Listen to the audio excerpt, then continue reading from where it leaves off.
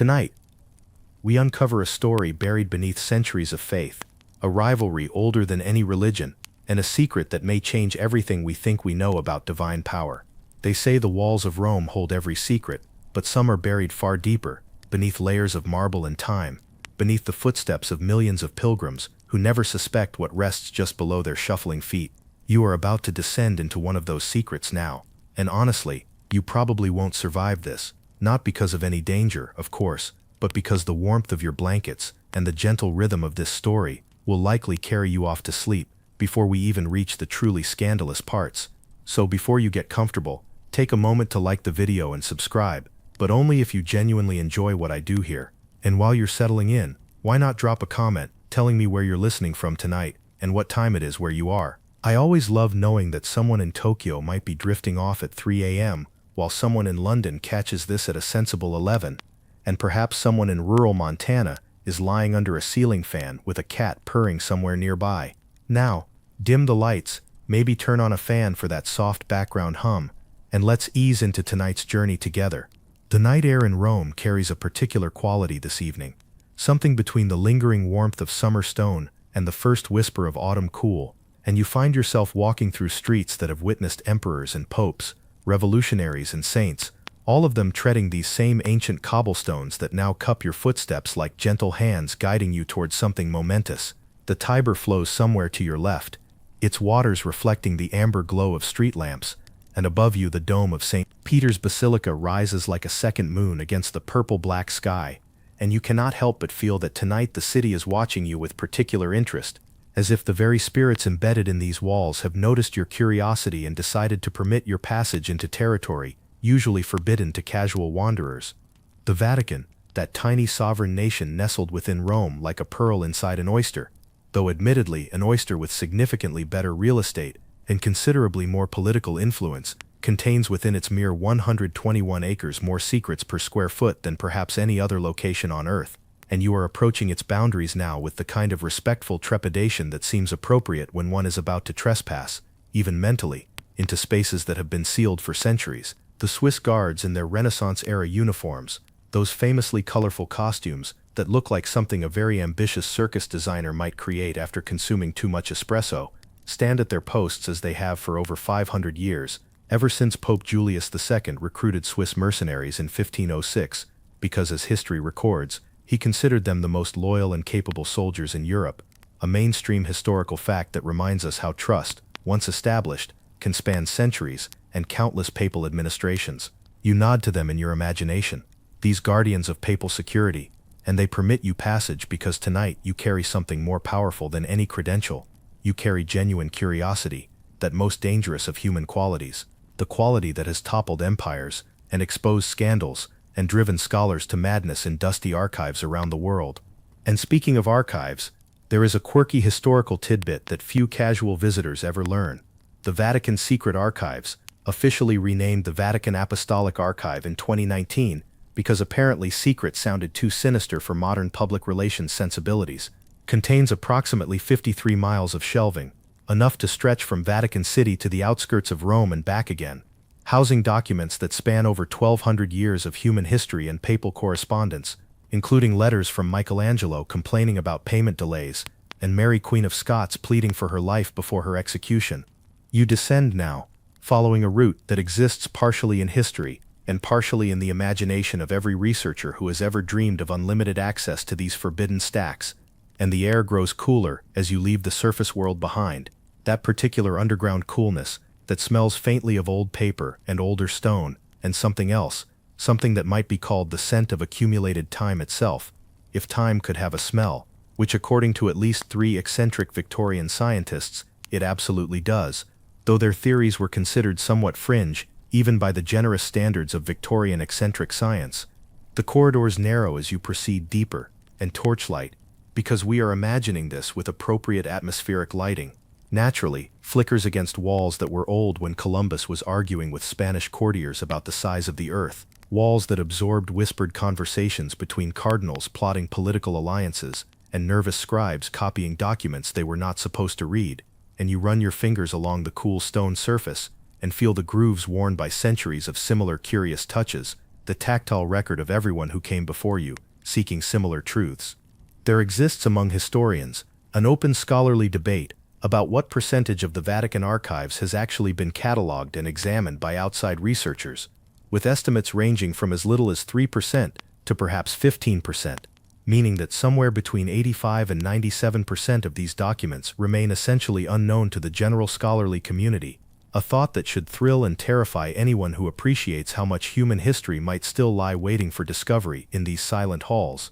You pause at an intersection of corridors, and a draft brushes past your cheek like the breath of a ghost who has forgotten they are dead and still reflexively exhales when living visitors pass by. A charming thought, really, the idea of polite spectral etiquette surviving beyond the grave, and you choose the left passage because left has always felt more mysterious to you, more associated with the hidden and the forbidden, perhaps because the Latin word for left, sinister, has given us our modern word for evil, though in truth left-handed people are no more sinister than anyone else, merely differently oriented in a world designed primarily for right-handed convenience. The passage slopes gently downward, and you notice that the construction changes as you descend, the precisely fitted Renaissance stonework giving way to rougher medieval masonry, and then to something older still, Roman-era brickwork that predates Christianity itself, a reminder that the Vatican literally stands upon layers of previous civilizations, each era building atop the ruins of its predecessor, like a child stacking blocks, though with considerably more theological justification and architectural permanence. Your breathing slows naturally as you walk, matching the pace of your footsteps, matching the gentle rhythm of this narration, and you become aware of how peaceful it feels to simply move through space without hurry, without deadline, without the constant modern pressure to arrive somewhere and accomplish something, and document the accomplishment for social media approval. The torchlight ahead reveals a door, heavy oak reinforced with iron bands that have rusted to the color of dried blood, though that comparison is purely aesthetic and not at all ominous, I promise. And carved into the wood are symbols that might be Latin or might be something older, something from the time before Latin dominated this peninsula, when Etruscan priests made prophecies by examining sheep livers, a practice that sounds disgusting until you remember that modern people pay significant money to have strangers read their fortunes in tea leaves and tarot cards, which is really just the vegetarian version of the same impulse. You reach for the iron ring that serves as a handle, and the metal is cold against your palm, surprisingly cold, as if the door itself maintains a different temperature than its surroundings, as if whatever waits beyond exists in its own climate, its own season, its own relationship with thermodynamic reality. The door swings open with less resistance than you expected. Apparently someone has been maintaining the hinges, a detail that suggests this chamber receives visitors more regularly than its appearance might suggest, and beyond lies a space that makes your heart pause mid-beat, not from fear but from awe, that particular sensation of encountering something so much larger and older than yourself that your own existence feels momentarily compressed into appropriate humility. Shelves line every wall from floor to vaulted ceiling, and each shelf holds boxes and scrolls and bound volumes in quantities that seem to defy the physical dimensions of the room, as if the space itself has been gently stretched to accommodate its contents, or perhaps the contents have been proportionally shrunk through some archival magic that library science has not yet documented in its professional literature. The smell here is intoxicating to anyone who loves old documents, paper and parchment, and vellum, each contributing their distinct notes to a symphony of preserved thought, and beneath those familiar scents lurks something else, something that smells faintly of smoke and metal, if you possess sufficient imagination, perhaps the faintest trace of incense burned during ceremonies that have not been performed for 700 years. You have arrived, finally, at the collection that inspired this evening's journey, the Templar documents, the records of the most mysterious military order in Christian history, the papers that chronicle the rise and fall of warrior monks who may have discovered secrets beneath Jerusalem that the Church has been guarding, or perhaps hiding, ever since. Welcome to the archive that was never supposed to exist, containing truths that were never supposed to survive, waiting in darkness for someone exactly like you to finally illuminate their contents. Settle deeper into your pillow now. Let your shoulders release whatever tension they've been holding, and prepare to learn what the Vatican still guards after all these centuries. The story of the Knights Templar begins, as so many world-changing stories do, with a small group of men who possessed more ambition than resources and more faith than common sense, which is really the optimal combination for achieving things that sensible people would never attempt. You are watching now as history rewinds to the year 1119, give or take a year or two, because medieval record-keeping was charmingly approximate about such details, and you find yourself standing in Jerusalem, that city which has been conquered and reconquered so many times that its stones must feel rather tired of hosting new management every few centuries, and the air here tastes different from the cool Vatican corridors we left behind, dry and hot and carrying the scent of spices and animal dung and human sweat, all mingled together in the unique perfume of a medieval metropolis. A French knight named Hugues de Payens, and you can almost see him now, dusty from travel and intense with purpose, the kind of man whose eyes suggest he has seen visions that ordinary people cannot imagine, approaches King Baldwin II of Jerusalem with a proposal so audacious that the king probably laughed before realizing the knight was entirely serious. The proposal is this: Hugues and 8 companions, all of them veterans of the First Crusade, wish to form a new kind of organization, a monastic order composed not of men who pray in cloistered silence, but of men who pray and then ride out to kill anyone threatening Christian pilgrims on the dangerous roads of the Holy Land, essentially combining the most devout aspects of monastery life with the most violent aspects of professional warfare, which is such a thoroughly medieval concept that it could only have emerged from an era when people sincerely believed that stabbing someone in God's name earned spiritual rewards. King Baldwin, who has a practical understanding of the pilgrim problem, bandits and Muslim fighters regularly ambush Christians attempting to visit sacred sites, making the entire crusade seem rather pointless if the people you conquered a kingdom for cannot safely walk its roads, grants Hugues and his tiny band of warrior monks an extraordinary gift. They receive quarters in the captured Al-Aqsa Mosque, which the Crusaders have converted into a palace, and this mosque sits directly atop the Temple Mount,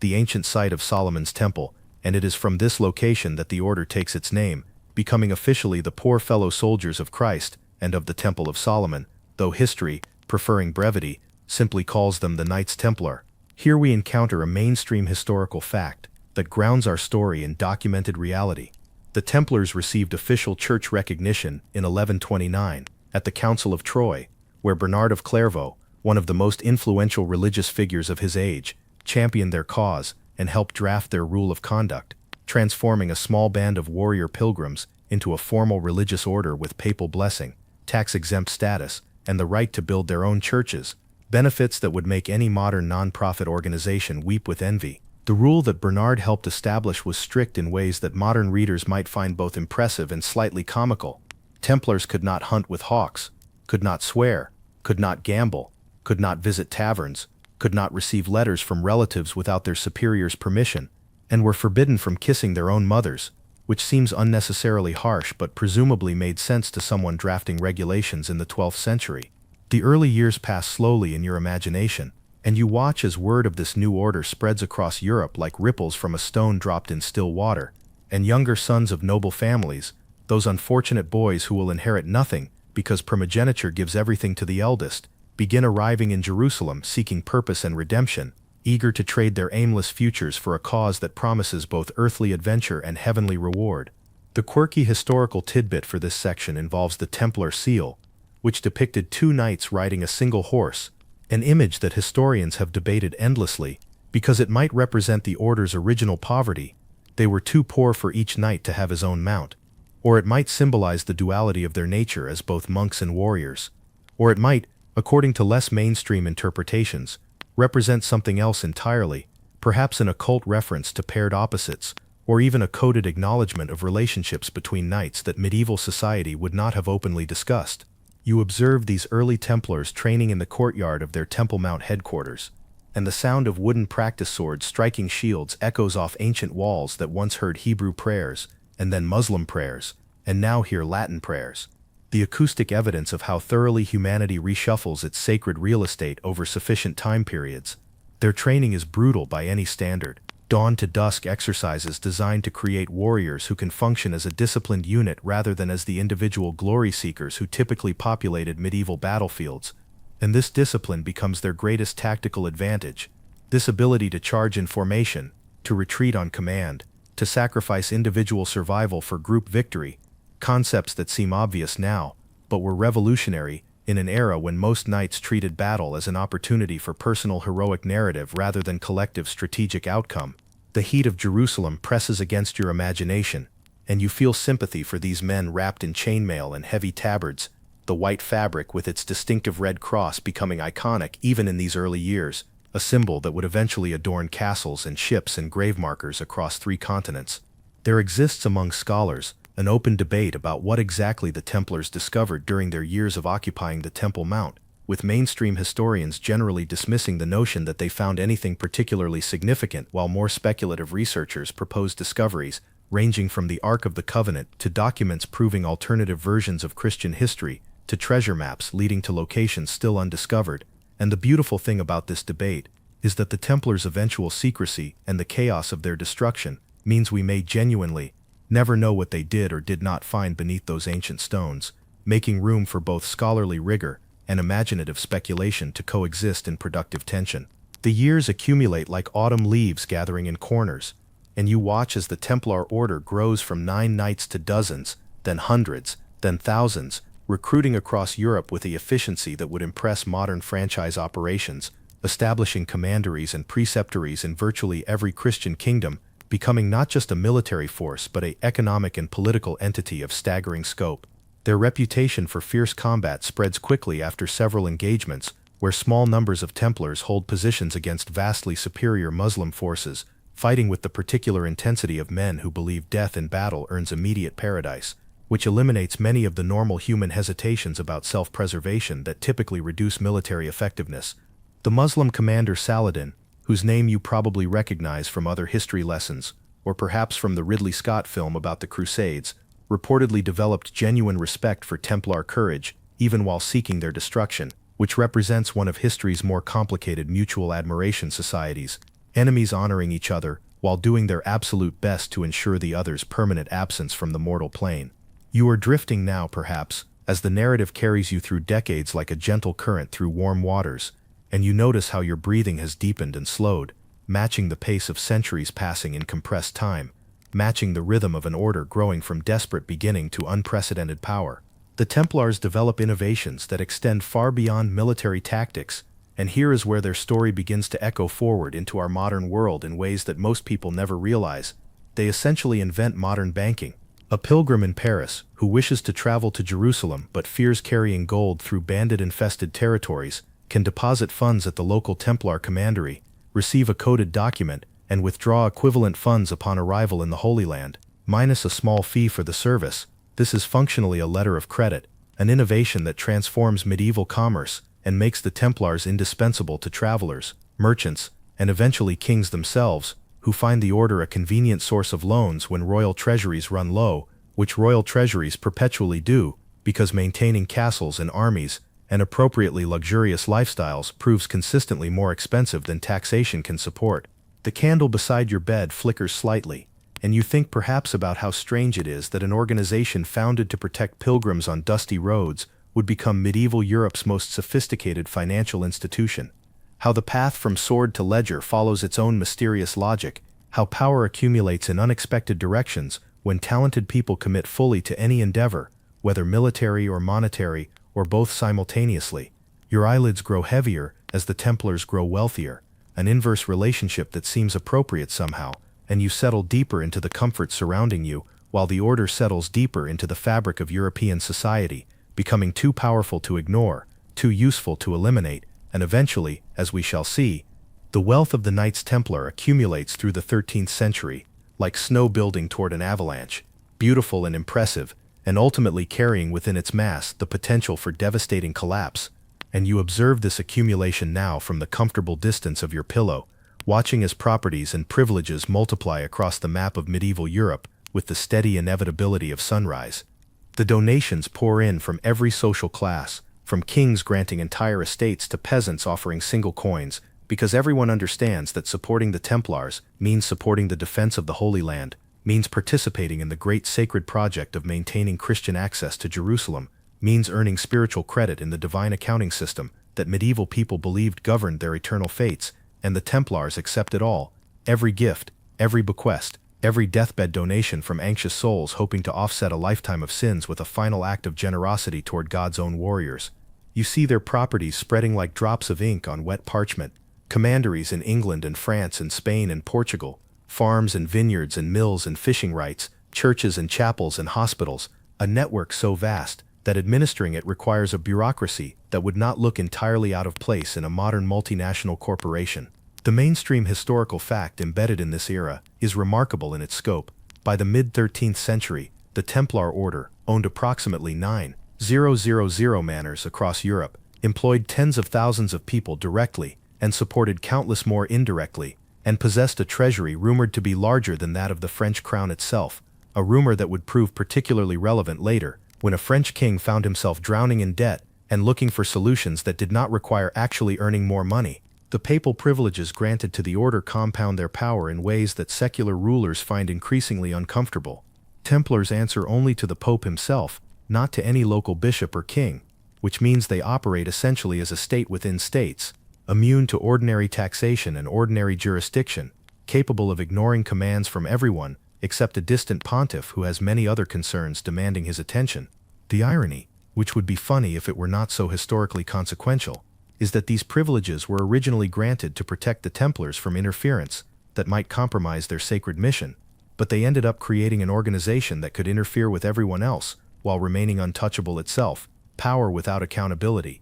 which never ends well for anyone, regardless of how noble their original intentions might have been. A quirky historical tidbit illuminates how thoroughly the Templars dominated medieval finance. They served as bankers to the French crown for over a century, literally managing the royal treasury from their fortress in Paris, the Temple, which gives us our modern word temple for financial headquarters, though most people who walk past banks called temple this or temple that have no idea they're encountering Templar linguistic ghosts haunting contemporary capitalism. You drift through the corridors of that Paris temple now, imagining the clatter of coins being counted and the scratch of quills recording deposits and withdrawals, imagining the expressions on royal officials' faces when they came to borrow money from monks who had taken vows of poverty, but somehow accumulated more gold than anyone else in France, a contradiction that no one seemed eager to examine too closely as long as the loans kept flowing. The Crusades themselves begin to falter during this century, that grand project of Christian conquest slowly unraveling as Muslim forces regroup and counterattack and gradually push the European interlopers back toward the sea from which they came, and each lost territory represents not just military defeat, but spiritual crisis, raising uncomfortable questions about why God would permit his sacred lands to return to infidel control if the Crusades truly represented his will. The fall of Jerusalem in 1187 to Saladin had already delivered a crushing blow, and subsequent crusades manage only partial and temporary recoveries, and you watch as the enthusiasm that once sent entire populations marching toward the Holy Land begins to curdle into something more cynical, more questioning, more aware that perhaps these religious wars serve earthly interests more than heavenly ones. The Templars fight bravely through all of this, losing men in battle after battle, performing their sworn duty with the same discipline that made them legendary. But there is a growing sense among European observers that perhaps the order has become more about preserving its own power than protecting Christendom, more about banking than battling, more about worldly accumulation than spiritual devotion. There exists among historians an open scholarly debate about whether the Templars' reputation for arrogance was justified or whether it represented propaganda planted by enemies who coveted their wealth and resented their independence, and the honest answer is probably both. Organizations of great power tend to develop genuine arrogance while also attracting exaggerated accusations from those who wish to bring them down, and the truth usually lies somewhere in the exhausting middle where human complexity resists simple narratives. Pope Clement V, elected in 1305, finds himself in an impossible position regarding the Templars, caught between a French king who demands the order's destruction and his own sense of papal authority, which theoretically places him above any earthly monarch, but practically requires French support to exercise effectively. The eternal tension between spiritual and temporal power that has shaped European history from Constantine onward. King Philip IV of France, known to history as Philip the Fair, despite a personality that many contemporaries found decidedly unfair, has accumulated debts to the Templars that he cannot repay, and has developed a comprehensive resentment of an organization that seems to mock royal authority by its very existence, operating freely within his kingdom while owing him nothing, possessing wealth he desperately needs while remaining legally untouchable. You feel the gathering storm in your imagination, the way the air pressure drops before a tempest, the way powerful men begin having quiet conversations in private chambers about how one might dismantle an organization that has survived nearly 2 centuries and woven itself into the fabric of Christian society so thoroughly that removing it seems like removing bones from a living body. The charges being prepared against the Templars would later be recognized as largely fabricated, accusations of heresy and blasphemy, and secret rituals involving things too scandalous to mention in detail during a bedtime story. But in this moment, in the gathering darkness of 1307,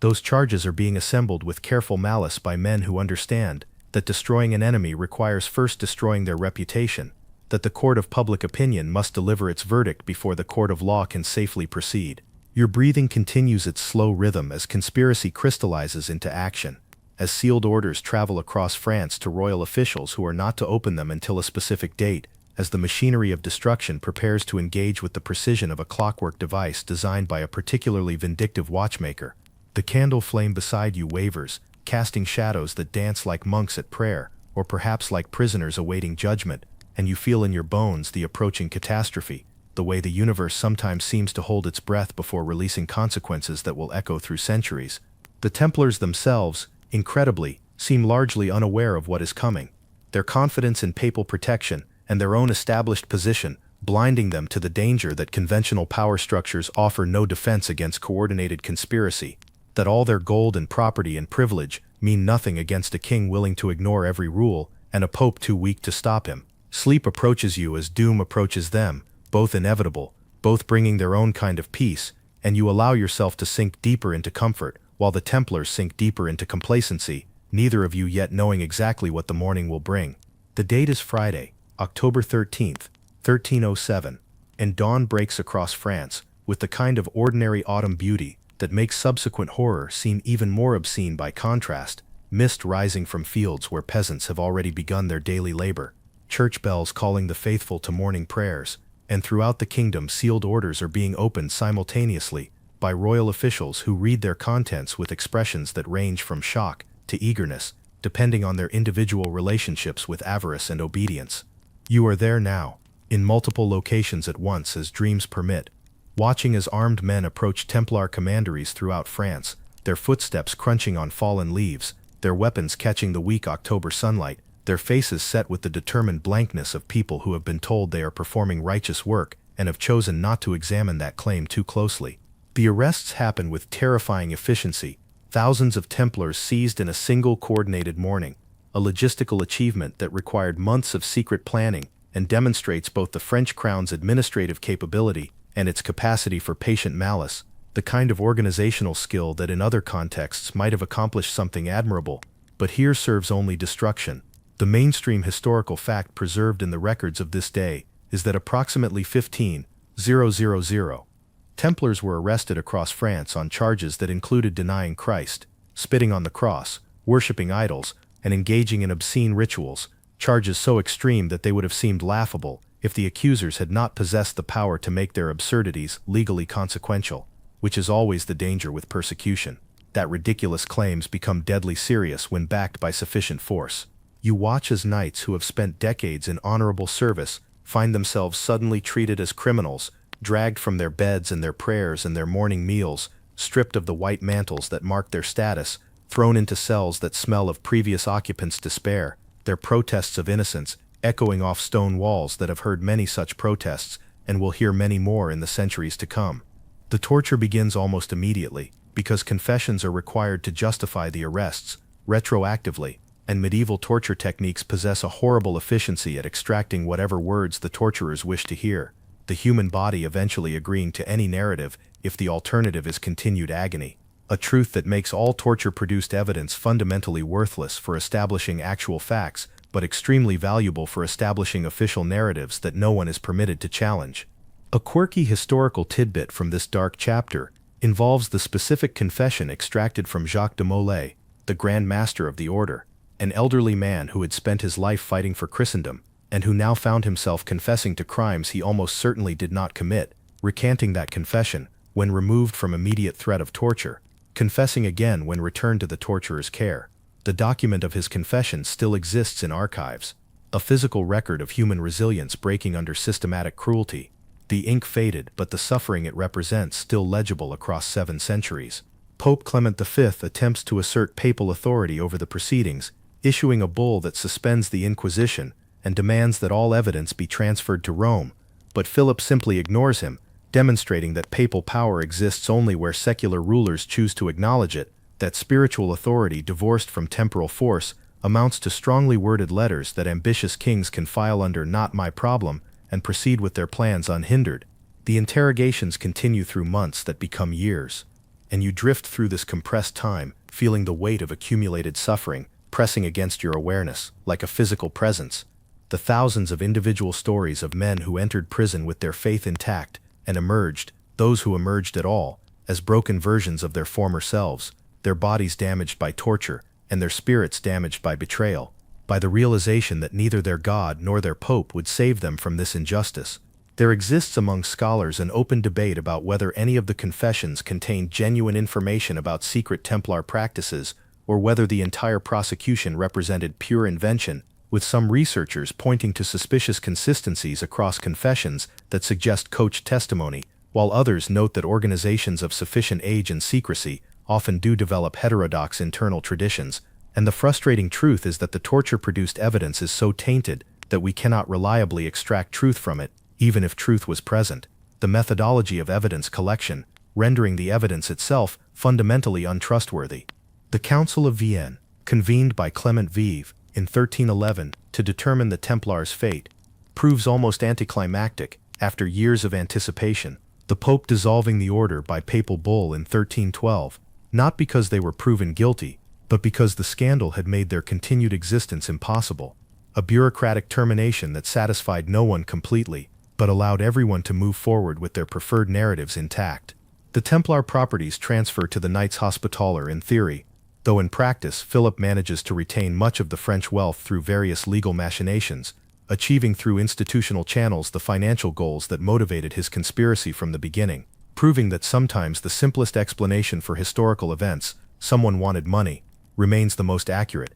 even when more dramatic possibilities tempt our imaginations. Jacques de Molay and several other Templar leaders face their final judgment on March 18, 1314, brought to a platform in Paris, where they are expected to confirm their confessions publicly and accept life imprisonment as mercy for their cooperation. But something unexpected happens. De Molay recants, loudly and publicly declaring the order's innocence and his own innocence, knowing that this means death by fire, but apparently preferring honest martyrdom to dishonest survival, a choice that has inspired admiration for 7 centuries, even among those who suspect the Templars might have harbored some genuine secrets. You watch the flames rise around the aged Grand Master, and even in imagination this is difficult, even knowing that history cannot be changed, and that his suffering ended long ago. There is something deeply wrong about witnessing injustice triumph so completely, about seeing courage rewarded with agony, about knowing that the perpetrators of this crime lived out their natural lives and died in their beds while their victim died screaming in public view.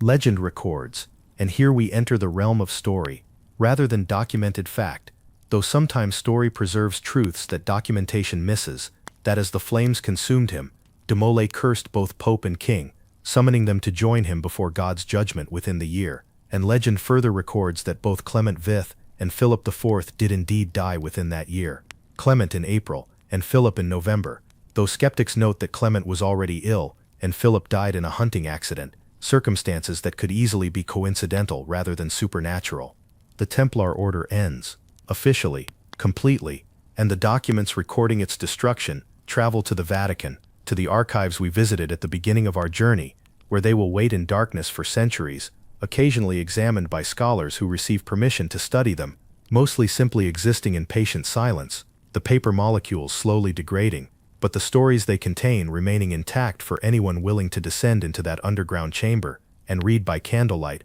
what was written in blood and fire and betrayal. Your eyes are surely heavy now, and this seems appropriate. This weariness that comes from witnessing injustice, even at such temporal remove, this sadness that settles into comfortable resignation because the past cannot be changed, only remembered and learned from, and occasionally honored through the simple act of not forgetting. The candle beside the Vatican archive flickers one last time and gutters out, but the darkness that follows is not frightening, merely restful, merely the necessary prelude to whatever illumination tomorrow might bring, and you let yourself drift toward that darkness now, toward the peace that lies beyond narrative, toward the sleep that heals all witnesses of historical suffering. As you settle deeper into the warmth surrounding you, let us gather together the threads of everything we have witnessed tonight. those centuries of ambition and faith and betrayal that began with 9 knights on a dusty road and ended with flames consuming an old man on a platform in Paris, a story that spans nearly 200 years, but feels somehow both immediate and ancient at once.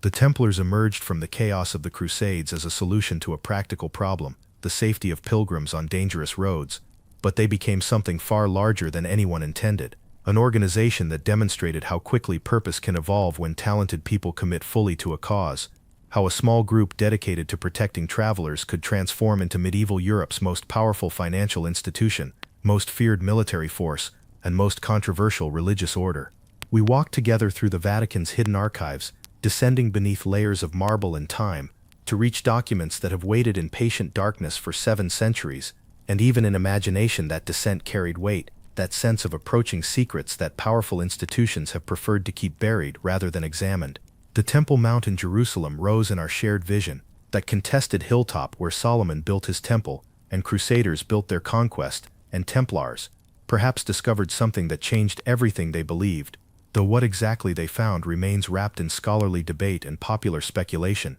the uncertainty itself becoming part of the story's enduring appeal. The growth of Templar wealth passed before our eyes like seasons accelerating, donations accumulating until the order possessed more resources than kings, until their treasury became both their protection and their doom, the gold that made them indispensable, also making them irresistible targets for rulers who found it easier to steal than to earn, who discovered that accusations of heresy provided convenient cover for what amounted to history's largest armed robbery. The Friday the 13th arrests brought coordinated violence to thousands of men who had sworn their lives to Christian service, demonstrating how quickly official power can transform from protector to persecutor, how the same church that blessed the Templars' formation could bless their destruction, how institutional survival often requires sacrificing principles that institutions claim to represent. The torture chambers echoed with confessions that meant nothing except that human beings can be broken, that pain eventually produces whatever words tormentors demand, that evidence extracted through cruelty serves only the narratives of the cruel,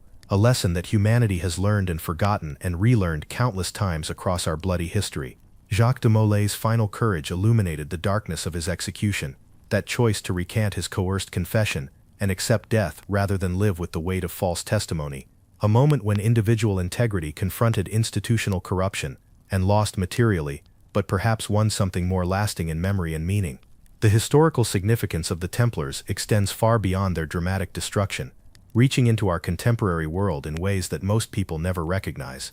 Modern banking descends partially from Templar innovations. Those letters of credit and international fund transfers that made commerce safer and more efficient, the financial infrastructure that we now take for granted emerging from the practical needs of pilgrims and merchants who trusted monks more than they trusted roads full of bandits. The concept of a military order answering only to supranational authority rather than local kings prefigures later developments in international organizations, the idea that some purposes transcend national boundaries and require institutions that operate above the level of individual states. The very notion of secret societies with hidden knowledge, so prevalent in Western culture from Freemasonry to countless fictional narratives, draws much of its imagery and structure from Templar legends, the white mantles and red crosses, and mysterious initiation rituals becoming template for generations of subsequent mystical organizations, some claiming direct descent from the destroyed order, and most simply borrowing its aesthetic, because secrecy always looks better in period costume.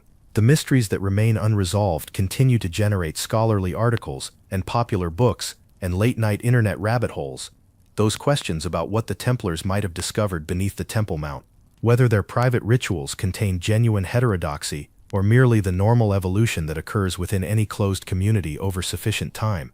whether the Vatican archives still contain documents that would transform our understanding of both the order and the church that destroyed it. These questions may never receive definitive answers, and perhaps that is appropriate. Perhaps some historical uncertainties serve us better by remaining uncertain, providing space for imagination and speculation, and that particular pleasure that comes from contemplating mysteries without demanding resolution. The candlelight that guided our journey flickers still in memory, and the cool stone corridors of the Vatican archives wait still for future visitors, and the old parchment documents continue their slow molecular dance toward eventual dissolution, though they will likely outlast everyone currently alive to read them, carrying their secrets forward into futures we cannot imagine. You have traveled far tonight, from your comfortable bed, through centuries of human drama, and back again. And the weariness you feel is earned, the natural consequence of engaging with stories that carry real emotional weight, even when separated from us by 700 years. The sleep approaching you now is not escape from history, but integration with it, your own consciousness preparing to rest, while the great narratives of human striving and suffering and occasional transcendence continue their eternal unfolding, and you have honored those narratives tonight simply by paying attention to them, by allowing the Templar's story to occupy your thoughts during these quiet hours when most people think of nothing at all. Tomorrow the world will still contain its mysteries, the Vatican will still guard its archives, scholars will still debate questions that may never be settled, and you will carry forward whatever fragments of tonight's journey your memory chooses to preserve, contributing in your own small way to the continuity of human curiosity across generations. The transition approaches now, from reflection to rest, from thinking to simply being, and you can feel it happening naturally, the way your thoughts begin to lose their edges and blur into something softer, something less concerned with facts and narratives, and more concerned with the simple animal pleasure of warmth and darkness and safety. Let yourself move toward that transition now. Let the Templars rest as you prepare to rest. Let the questions settle into the quiet place where all questions eventually go. Waiting for morning, or waiting forever, it matters less than you might think. The night deepens around you now, like velvet drawing closed, soft and complete, and holding you in its gentle darkness, the way the archives hold their secrets, protectively, peacefully, with no urgency at all. Your breath moves in and out with the same patience that stone corridors demonstrate, the same unhurried rhythm that has governed sleeping humans since the first of our ancestors discovered the luxury of safe rest in warm shelters, that ancient inheritance of peace that belongs to you tonight, as it has always belonged to everyone who found a comfortable place to close their eyes and let the world continue without their supervision. The story we shared has completed its arc, from those first tentative paragraphs introducing you to the hidden archives, to the flames of Jacques de Molay's martyrdom and the reflections that followed, and now nothing remains except the gentle business of releasing everything, letting thoughts scatter like autumn leaves, settling into whatever pattern they choose, not forcing meaning or connection or resolution, simply allowing the mind to do what minds naturally do when pressure is removed and permission is granted. The candle that illuminated our imaginary journey has burned down to its socket, and the last flicker of its light leaves only the softest afterglow in your memory, warm and golden and utterly unthreatening, the kind of light that whispers rather than shouts, that suggests rather than demands, that invites sleep rather than fighting it. If you have enjoyed this journey together, if the hours have passed pleasantly, and the story has earned its place in your evening, I would be so grateful if you would take just a moment, whenever you wake tomorrow or perhaps right now before sleep fully claims you, to subscribe to this channel so that future journeys can find you automatically, so that you never miss a chance to drift through history in this gentle fashion, so that your support helps create more nights like this one for you and for everyone else who finds comfort in soft voices and old stories and the particular peace of learning while surrendering to rest. A like on this video sends a small signal that matters more than you might realize, a tiny digital gesture that helps other wanderers find their way to content that might comfort them, as it has hopefully comforted you, and sharing with someone who might need this kind of gentle narrative companionship spreads kindness through networks in ways that we rarely trace but that matter nonetheless. The stone walls of the Vatican stand as they have for centuries, unmoved by our imaginative visit, and somewhere in those archives the Templar documents rest in their climate-controlled cases, and scholars occasionally descend with approved credentials to examine what we examined only in fantasy. But the essence of what we experienced tonight exists independent of physical access, the story itself having become a kind of shared space that we created together through your attention and my narration. A temporary mental architecture, more real in some ways than the literal buildings it described. The dreams that await you may draw on elements from our journey, or may venture into entirely different territories, the sleeping mind, notoriously indifferent to requests and expectations. But whatever landscapes your unconscious chooses to construct tonight, you carry with you now some residue of Templar courage and mystery, and the particular sadness that accompanies witnessing injustice, even across centuries, emotional textures that might color your dreams in subtle ways you will never consciously recognize. The temperature of your room is exactly right, or close enough to right, that minor imperfections do not disturb, and the weight of blankets distributes itself across your body in patterns that your nerves have long since stopped reporting as novel, the familiar becoming invisible through repetition, leaving only comfort without content, sensation without interpretation. Your pillow has shaped itself to your head through the quiet negotiation that happens every night between sleeper and sleeping surface,